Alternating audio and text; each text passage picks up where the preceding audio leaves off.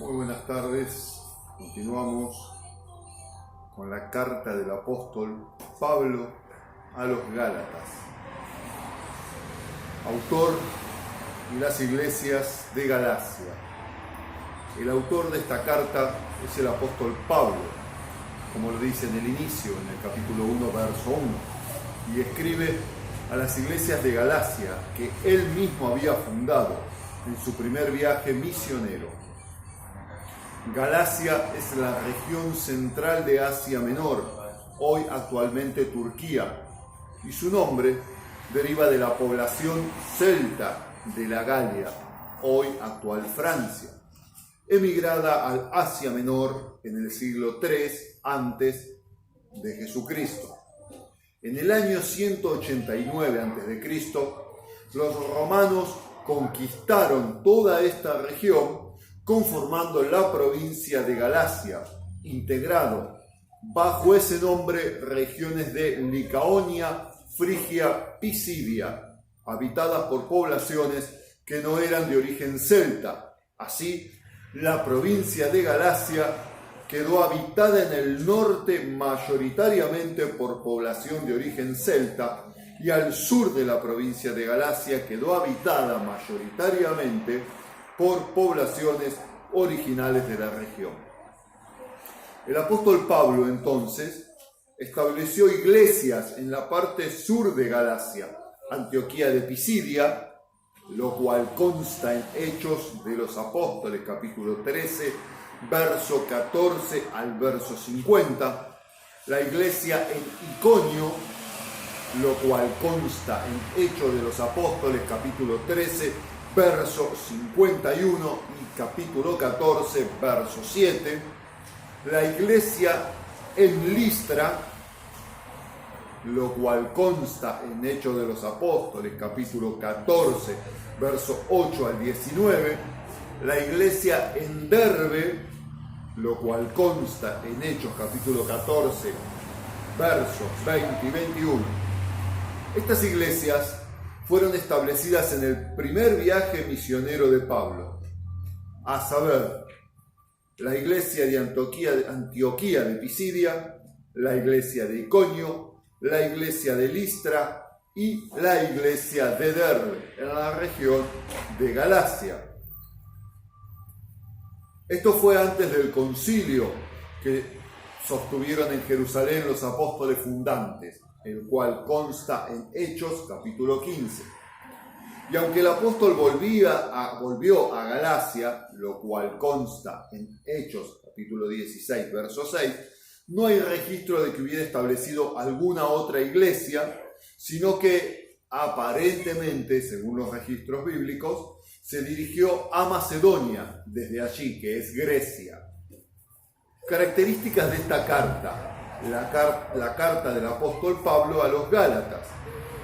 El apóstol Pablo escribió a los Gálatas después del concilio en Jerusalén, Esto fue en el año 49 después de Cristo, después de la segunda carta a los Corintios y antes de la carta a los romanos. El apóstol escribe esta carta para refutar la predicación, enseñanza y calumnia de los maestros judaizantes, los cuales hoy, año 2020-2021, aún existen entre las comunidades protestantes y evangélicas. Y lo hace contrastando la libertad por un lado y la esclavitud por otra, la libertad por la fe en Cristo y la esclavitud mediante la aceptación de la ley mosaica. El versículo clave es el del capítulo 5, verso 1, y la clave de todo el libro es libertad. Notemos que en las intervenciones de los maestros judaizantes en las iglesias gentiles violaban abiertamente los acuerdos del concilio que se había decidido con antelación en Jerusalén, el cual consta en Hechos capítulo 15, versos 23 al 29. Es decir, estos conversos cristianos, pero no totalmente convertidos, judaizantes, enseñaban que los gentiles debían primero adherir a la ley de Moisés practicar las fiestas judías y circuncidarse, y después de ello creer en Jesús, ante lo cual el apóstol establece los principios de la salvación por la fe en Cristo Jesús, puesto que la ley mosaica y la Torá judaizante es sólo aplicable a los judíos y o a quienes son nativos del pueblo de Israel. Quienes no lo somos, no tenemos por qué guardar leyes de un pacto que no nos corresponde. El pacto que nos corresponde es el pacto de Jesucristo de Nazaret. Y cuidado con estos, hermanos, cuidado con esto, porque hay muchos judaizantes, desde siempre los hubo, pero ahora con la tecnificación y mediante el dinero incuban sus ideologías mesiánicas, mesianizantes, judaizantes entre los pastores y los ministros evangélicos e incluso protestantes, como judaizando el evangelismo o la religión evangélica o el protestantismo, y están en casi todos los países en donde nuestro concilio tiene permanencia y o ministros. Entonces, el apóstol Pablo, inspirado por el Espíritu Santo, en el capítulo 1, versos 7 al 9, dice que cualquiera que predique otro evangelio que la Escritura relata en el Nuevo Testamento, que es el pacto que nos corresponde a nosotros, los no israelíes, quienes somos hijos de Abraham por la fe como la arena del mar, y no,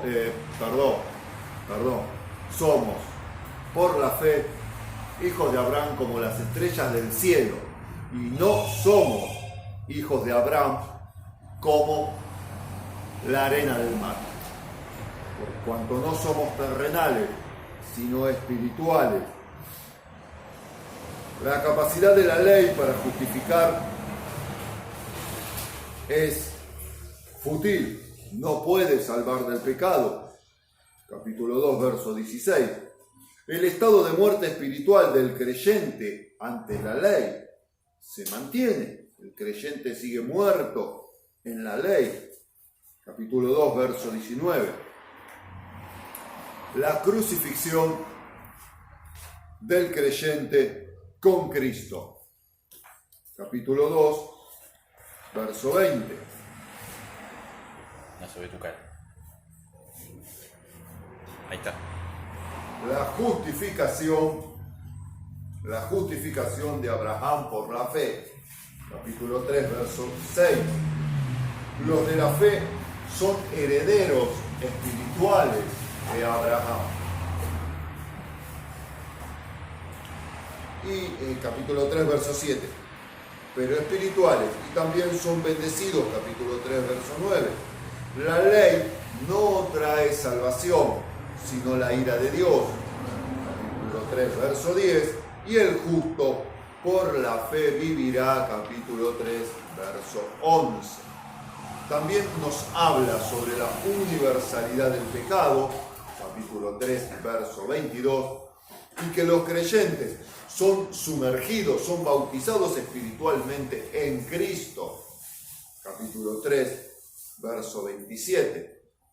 Los creyentes en Cristo Jesús, resucitados, son adoptados hijos de Dios. Capítulo 4, versos 5 al 7.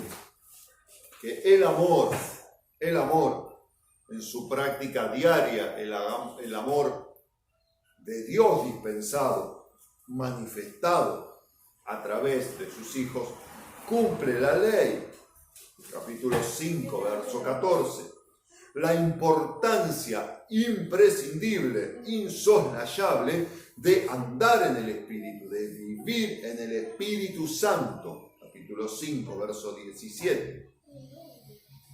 Y sobrellevándonos los unos a los otros las cargas, batallando la carne, la mente humana caída, la naturaleza caída humana, batallando el espíritu contra la mente y la naturaleza humana para hacer ganar el espíritu, ganar porcentaje de vida divina en nosotros, capítulo 5, verso 17 y capítulo 6, verso 2. Respecto a los maestros judaizantes, los acusa de falsos hermanos, muy duro, falsos hermanos. Es la carta de San Pablo a los Gálatas, capítulo 2, verso 4. No les desea el bien, capítulo 4, verso 17, porque hacen caer de la gracia de Dios, de la nueva dispensación neotestamentaria, nuevo testamentaria, a quienes han creído en Cristo Jesús, sin necesidad de guardar las prácticas mesiánicas y judaizantes. Los hacen caer de la gracia, capítulo 5, versos 2 al 4, porque lo que quieren es agradar a la carne, capítulo 6, verso 12, y cuando aquí, en este contexto, Pablo se refiere a la carne, no se refiere solo a las concupiscencias de tipo carnal, de tipo estomacal, de tipo sexual, de tipo comer, de tipo angurria, sino que se refiere al agrado de la carne de tipo filosófico, de tipo religioso, judaizante. En esta carta, el apóstol relata su trayectoria después de su conversión, que después de salir de Damasco estuvo 3 años en el desierto de Araba Nabatea, para enfatizar que su instrucción no fue de algún humano apóstol, sino del mismo Señor Jesús, capítulo 1, verso 15 al 18.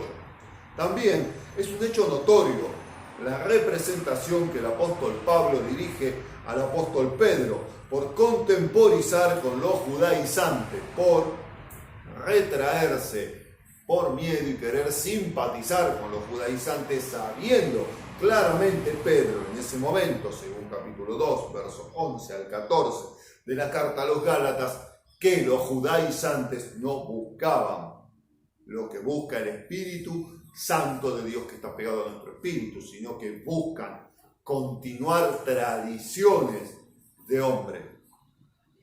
Por último, en la carta hay versículos que han sido motivo de interpretaciones contradictorias entre sí, como por ejemplo, el verso 3, capítulo 27, es usado para afirmar la salvación por el bautismo, cuando la salvación viene por fe.